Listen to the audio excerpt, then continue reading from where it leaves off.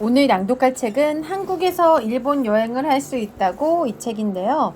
예전에 김경미 작가님께서 책을 한 권 보내주셨던 적이 있는데 또 이제 책을 보내주셨네요. 김경미 작가님, 한국에서 사회복지학을 전공하고 도쿄 국제대학 부속 어학원에서 어학연수 후 도쿄 리코 대학교에서 고령자 고용에 관한 연구를 하고 졸업했다. 사회복지를 전공했지만 적성에 안 맞아 걱정하던 중 그럴 때에는 굳이 전공에 매이지 말고 딴 일을 하면 된다는 대학원 교수님의 조언에 따라 깜짝 변신, 호텔업에 종사하다가 최근 귀국하여 공공기관 금융 분야에서 근무 중이다. 후회되지 않는 실천하는 삶을 살고 싶은 자유로운 영혼, 어려운 단어나 말을 싫어해서 누가 읽어도 알기 쉬운 책을 쓰는 것이 목표이다. 저서로는 한국 아줌마의 일본 생존기가 있다. 네, 예전에 제가 이 김경미 작가님의 한국 아줌마의 일본 생존기를 낭독을 했었죠. 네, 이렇게 사인도 해주셨네요. 신희아님 안녕하세요. 리뷰 잘 부탁드립니다. 감사합니다. 책 잘 받아봤고요.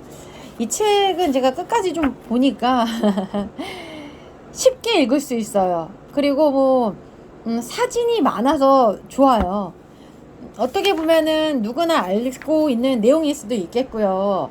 또 이제 모르는 내용이지만 이 책을 통해서 또 알아가는 기쁨도 있겠고요. 그래서 여기에 몇 개 소개했던 것들은 제가 좀 많이 알고 있는 것들이 많았어요. 좀 가본 것도 많고 먹어본 것도 많고. 네. 자, 목차 소개를 해드릴게요. 1. 집에서 일본 음식 즐기기. 2. 식당 즐기기. 3. 일본식 카페. 4. 일본 쇼핑 즐기기. 5. 일본 숙박 즐기기. 6. 일본 문화 즐기기. 네, 이렇게 6개로 나누어져 있는데요. 저는 카페를 굉장히 좋아하거든요. 그리고 이제 일본 갔을 때도, 일본 놀러 갔을 때도 그 일본만의 그 분위기가 있어요. 일본의 카페 분위기. 근데 일본에 가지 않아도 작가님이 소개하는 한국에 있는 일본식 카페 한 4군데 정도를 좀 적어 두셨더라고요. 네, 제가 한번 낭독을 해볼게요. 자, 일본식 카페 156페이지부터. 네, 사진이 이렇게 들어가 있어서 보기 좋았어요. 좀 읽기도 쉽고. 그래서 이거는 저는 그냥 책이라기보다는 그냥 편하게 보는 느낌? 어떤 책이다라고 한다면 많은 정보를 알아야 될 것 같다라고 생각을 하지만은 그냥 편하게 영화 보는 느낌 같았어요. 그냥 팝콘 먹으면서 내가 아는 내용들 그냥 살살살살 잠깐 보는 느낌. 네. 자, 먼저 이제 소개해 주신 그 카페가 팬케이크 맛집 온화라는 데인데요. 여기는 제가 또 몰랐거든요. 근데 이번에 새로 알았습니다. 일본에 살았을 때는 2주에 한 번은 팬케이크를 먹었다. 일단 외국 음식이 많이 대중화되어 있기도 하고 특히 하와이 팬케이크 그리고 일본식 팬케이크를 쉽게 먹을 수 있었다. 과일이 풍성하게 들어가 있는 하와이 팬케이크가 유명하다. 카페 카일라는 하와이에 있는 팬케이크 맛집이다. 1시간 넘게 기다려서 먹었는데 코로나로 인해서 지금은 없어졌다. 일본인들의 팬케이크 사랑은 워낙 유명해서 하와이에서 팬케이크 가게를 갔을 때도 기다리는 대부분의 사람이 일본 사람이었다. 확실히 우리나라 사람들보다는 디저트류를 좋아하는 듯했다. 내가 일본에서 제일 맛있게 먹었던 맛집은 집 근처에 있는 에그 카페 본점이다. 도쿄 코쿤부지 코다이라 하나코가리 역에서 버스 타고 가는 곳이다. 아무래도 도쿄 외곽이다 보니 예전에는 외국인들에게는 전혀 안 알려졌던 곳, 이제 인기가 많아져서 전국으로 퍼져 있다고 한다. 도쿄도 코다이라시에 있는 에그 카페에서는 행복한 계란을 테마로 계란이 재료인 요리를 간편하게 맛볼 수 있었다. 메인 메뉴는 팬케이크, 오므라이스, 푸딩 등 계란을 주제로 한 요리였다. 원래는 천막으로 만들어진 간이 매장이었는데 인기가 많아져서 가게까지 오픈했다. 2018년 일본 아이돌 아라시가 진행하는 방송에도 나와서 유명해진 팬케이크 맛집. 아라시 방송 이후로 인기가 많아져서 평일 애매한 시간에 가도 1시간 정도는 늘 기다려야 했다. 보통 팬케이크 하면 예쁜 카페를 생각했는데 간이 천막 같은 곳에서 영업 중이라 너무 신선해서 나는 좋았다. 처음 갔을 때는 식기가 전부 일회용품이라는 것도 신기했다. 특히 팬케이크가 너무너무너무너무너무너무너무 맛있었다. 의외로 양도 많아서 반 개 먹고 저녁을 못 먹었다. 계란 자체가 신선해서 그런지 폭신폭신한 식감과 캐러멜 소스가 인상적. 오죽했으면 일주일이 지나 또 먹고 싶어서 친구한테 연락해서 다시 갔던 기억이 난다. 역에서 멀어서 불편한 위치였음에도 불구하고 또 한 번 가보고 싶은 맛집이다. 이제는 간이천막이 아닌 정식 카페로 새롭게 오픈했다고 하니 내 인생 팬케이크 먹으러 또 가보고 싶다. 취재를 위해서 남부터미널에 있는 국제전자센터에 갔다가 카페 온화 서초점에 방문했다. 일본에 거주했을 때 팬케이크를 좋아하는 주위 친구들 덕분에 적어도 2주에 한 번은 팬케이크를 먹을 기회가 있었는데 한국에 오니 생각보다 팬케이크를 파는 곳이 없어서 못 먹고 있었다. 예전에 성수동에서 우연히 카페 온화에 들어갔었는데 그때는 팬케이크가 품절이 되었다고 해서 먹지 못하고 돌아갔었다. 외관과 메뉴가 일본 카페 느낌이 나서 직원에게 물어보니 한국 기업이라고 한다. 따뜻하고 포근한 느낌이 드는 인테리어로 1층은 오픈 키친형이었고 2층은 편안한 디저트 타임을 보낼 수 있는 곳이었다. 통창으로 개방감이 느껴지면서 전체적으로 깔끔하고 정돈된 느낌. 곳곳에 식물이 있어서 식물 친화적인 느낌도 든다. 중간중간 골드 느낌이 나는 색깔을 넣어서 가게 자체가 우아하고 세련되어 보인다. 긴자나 롯본기에 있는 아주 고급스러운 일본 카페 느낌이 난다.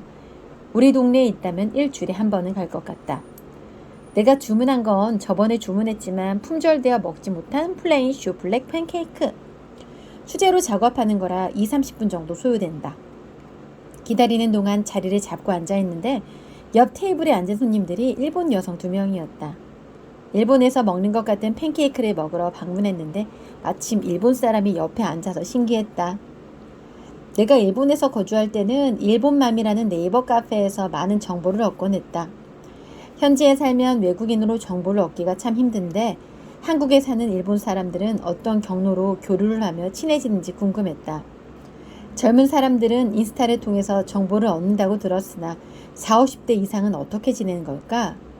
카페 온화는 통유리로 되어 있어서 조리하는 과정을 눈으로도 볼 수 있으니 신뢰가 간다. 매장도 점점 늘어나는 추세이다. 우리 동네에도 꼭 생겼으면 좋겠다. 드디어 나온 입에 살살 녹는 팬케이크. 바나나도 캐러멜 시럽을 입혀서 구워주는데 팬케이크랑 같이 먹으면 꿀맛이다. 캐러멜 시럽을 한 번 뿌려주었는데도 그렇게 달지 않다. 바나나랑 얹어 먹어도 맛있고 생크림이랑 같이 먹어도 맛있다. 일본에서는 이렇게 부드러운 수플레 팬케이크를 후아후아라고 표현한다. 푹신푹신하다는 뜻이다. 진짜 먹는 순간 입에서 녹으면서 일본에서 먹었던 팬케이크와 싱크로율 100%. 가격은 조금 비싸다는 단점이 있지만 한국에서 먹어본 팬케이크 중에서 원톱이라고 생각한다. 아메리카노랑 먹으면 궁합이 딱이다. 아메리카노도 고소한 맛, 산미가 강한 맛 중 선택 가능하다. 플레인 수플레 팬케이크 맛집, 일본식 팬케이크 맛집을 찾는다면 자신있게 추천한다. 정말 부드럽고 또 부드럽고 맛있다. 생각보다 그렇게 달지 않아서 단 걸 좋아하지 않는 분들에게도 추천한다. 저도 팬케이크 참 좋아하는데 장소가 저도 처음 알았거든요. 서초점 카페 온화 한번 가봐야겠네요. 제가 있는 곳과는 좀 거리가 있지만은 먹고 싶어요. 가고 싶고. 네. 다음 소개하는 이 곳은요. 제가 가봤던 곳입니다. 말차 디저트 추천 팥고당 설순동. 나는 어릴 적부터 유난히 녹차 디저트를 좋아해서 카페에 가면 주로 녹차 라떼, 녹차 프라푸치노를 주문하곤 한다. 저도 그래요. 스타벅스 가면 꼭 말차 프라푸치노나 어떤 카페에 가면 녹차 관련해서 이런 거 주문 많이 해요. 저도 좋아해요, 녹차. 이어서 낭독할게요. 고3 때 징크스가 있었는데 모의고사 보는 날, 수능 보는 날 화이트 초콜릿과 슈퍼에서 판매하는 녹차 라떼를 꼭 사서 시험에 들어가야 된다고 믿었다. 화이트 초콜릿과 녹차 라떼를 그 당시에는 제일 좋아해서 자기 나름의 징크스를 만든 것 같다. 말차는 가루차, 녹차는 말린 찬 잎으로 우려먹는 차를 의미한다. 일본에서 간다면 추천하고 싶은 것이 말차 디저트이다. 예술이죠. 저도 도쿄 갔을 때 말차 디저트 정말 많이 먹었거든요. 특히 이 말차가 가장 유명한 곳은 일본 중에서도 시즈오카. 맞아요. 교토 갔을 때 이 말차 아이스크림, 말차 팥빙수 많이 먹었어요. 너무 리액션이 많죠? 오늘따라 제가 책을 낭독할 때. 저도 너무 여행 갔던 게 막 새록새록 떠오르네요. 신나네요. 그래서 일본 사람들이 시즈오카 교토 여행을 가면 말차 디저트를 먹으라고 추천해줬다. 실제로 일본 친구랑 교토 여행 갔을 때 매일매일 말차 디저트를 먹었다. 씁쓸한 맛이 있어서 한국 사람들에게는 호불호가 강해 보이지만 일본 사람들은 어릴 적부터 늘 접해서 그런지 말차 디저트를 대체로 좋아하는 것 같다. 일본의 스타벅스에서도 종종 말차 한정 디저트가 나오고 어딜 가든 말차 관련 디저트를 쉽게 접할 수 있다. 나 같은 말차 디저트 러버들은 행복한 곳이 바로바로 일본. 네, 저도 일본 갔을 때 행복했습니다. 이번엔 서울에서도 맛있는 녹차 빙수를 발견해서 올려본다. 바로 팥고당 설순동. 집 근처에 생겨서 처음 가봤는데 체인점이라서 팥고당으로 검색하면 다양한 매장이 나온다. 팥이 맛있는 거로 유명한 디저트 맛집. 눈꽃 팥빙수, 녹차 팥빙수, 벌꿀 팥빙수, 콩꿀 팥빙수 등 다양한 팥빙수가 판매되고 있고 다양한 팥빵 등도 판매 중이다. 녹차 팥을 좋아하는 사람에게 추천하고 싶은 맛집. 나는 집 근처에 있는 NC백화점 신구루점에 팥고당 설순동을 다녀왔다. 팥이 유명한 곳인데 그냥 팥빙수보다는 녹차빙수가 먹고 싶어서 녹차빙수로 주문, 인테리어도 깔끔하고 좋았다. 얼음에 녹차가루, 연유를 골고루 섞고 팥이 듬뿍 올려 있었다. 아예 통팥은 아니고 중간중간 통팥이 섞여 있다. 빙수의 사이즈는 여성 일반 손 크기 정도이다. 가격 대비 양은 많은 편은 아니었다. 다만 맛은 굿. 녹차의 약간 씁쓸한 맛과 달달한 연유, 팥의 조화가 잘 어울려져서 말차를 좋아하는 마니아들에게 딱 좋은 맛. 맛있어서 8분 만에 후다닥 먹었는데 머리가 갑자기 아파지거나 그러지는 않았다. 예전에 토치기의 니코라는 지역에 일본인 친구랑 같이 갔다가 카키꼬리를 우연히 먹어보았다. 그래서 그것은 천연물로만 얼음을 얼려서 급하게 먹어도 머리가 아프지 않다고 한다. 신기하게도 실제로 머리가 아프지 않았다. 그 이야기를 듣고 난 후부터는 빙수나 차가운 걸 먹고 나면 머리가 아파지는 것에 대해서 의식하지 않게 되었다. 팥고당 설순동의 녹차 빙수는 양에 비해서는 가격이 비싼 편. 그래도 말차 산지로 유명한 시즈오카에서 먹었던 빙수만큼 맛있었다. 일본에서 먹었던 말차 디저트가 그리운 분들에게 추천한다. 네, 제가 오늘 일본에 가지 않아도 먹을 수 있는 일본의 어떤 디저트 장소 좀 낭독을 해보았습니다. 이 김경미 작가님은 일본을 참 많이 좋아하고 사랑하시죠? 거기에 대한 추억도 많고 저 덕분에 그 마음이 충분히 느껴지는 것 같습니다. 오늘은 김경미 작가님이 보내주신 한국에서 일본 여행을 할 수 있다고 낭독해 보았습니다.